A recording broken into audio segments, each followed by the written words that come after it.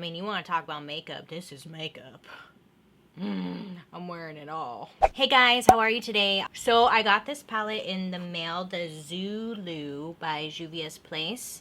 It has a lot of really pretty fun colors in there. And then I also got the Festival palette because I need more palettes for some reason. This one.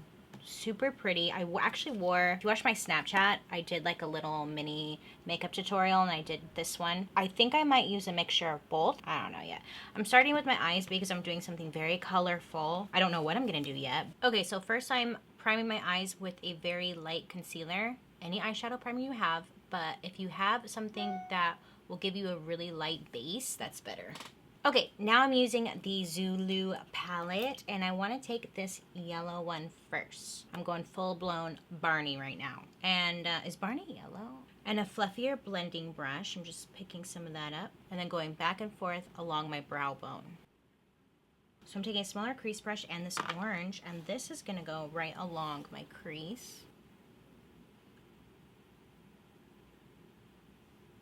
Then going back to the brush that I used to blend the yellow right on the edge.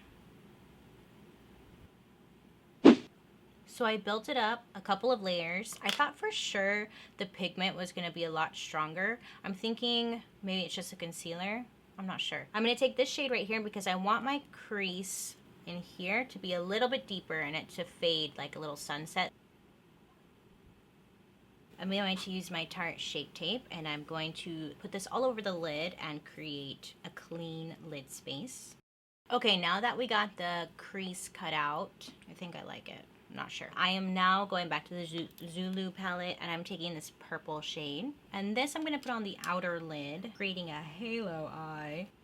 And then right in here. Then I'm switching to the pink shade, and I'm just blending that right on the edge of the purple. I'm just gonna lightly blend where the two colors meet ever so lightly. The Zulu palette doesn't have a white shade, but the Festival palette does, like this white sparkly shade. So I'm gonna put that on the middle of my lid and then coming into my crease a little bit. I got both eyes on and done. So now I'm going to take this purple shade right here and I'm gonna place this along my lower lash line. I look like Beetlejuice.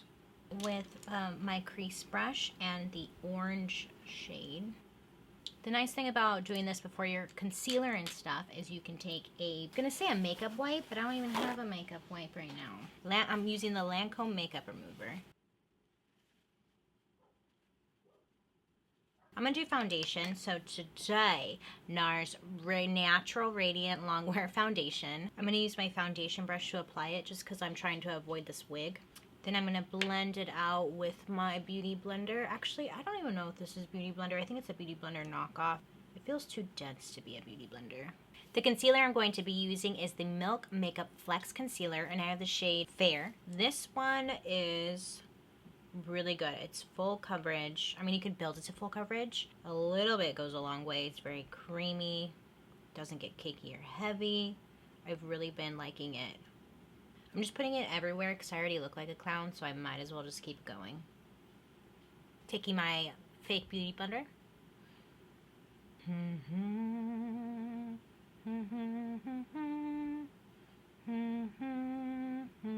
The setting powder that I've been using lately is the Inglot's Illuminizing Loose Powder. It's in number 43, so it has a little bit of a shimmer to it. And you would think the shimmer would be awful underneath the eyes, but actually it gives such a pretty luminosity. It's just gorgeous. I love it. So I'm using the powder puff that it came with.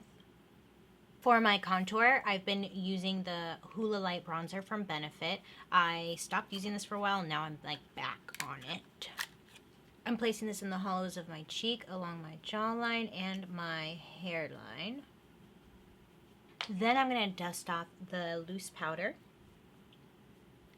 See, that powder leaves like a really pretty luminosity to the skin, and then I set it with a setting spray, and it really melts the powder and the foundation and everything together in the skin, making it luscious and delicious.